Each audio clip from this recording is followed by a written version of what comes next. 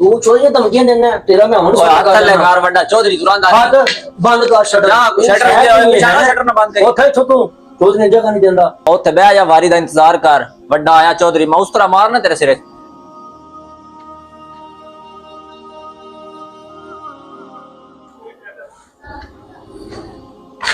सलाम होवे जनाब। आओ जी वालेकुम सलाम चौधरी साहब सुनाओ ठीक ठाक है पग फद जातियां जरा ठाए ना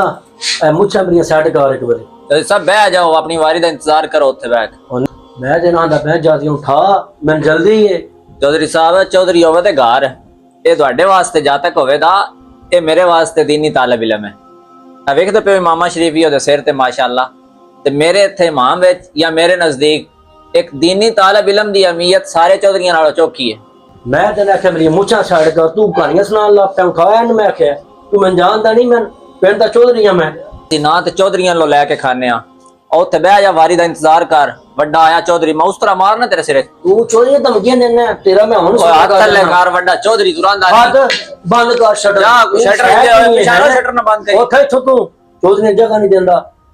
आज की वीडियो बनाने का मकसद ये पैगाम पहुंचाना था कि जो चौधरी हजरात अपनी चुदराहट गरीब गुरबा पे आके निकालते हैं या उनको दिखाते हैं वो अपने आप को कंट्रोल में रखिए। आप भी इंसान हैं बाकी सब भी इंसान हैं। खसूसन दीनी तलबा के साथ ऐसा बिहेव बिल्कुल भी ना कीजिए। क्यों? क्योंकि दीनी तलबा अल्लाह ताला की राह में होते हैं। अल्लाह ताला अपने फरिश्तों को उनके कदमों के नीचे पर बिछाने के लिए इस दुनिया में भेजता है, लिहाजा अपना कंप्रोमाइज उनके साथ ना कीजिए।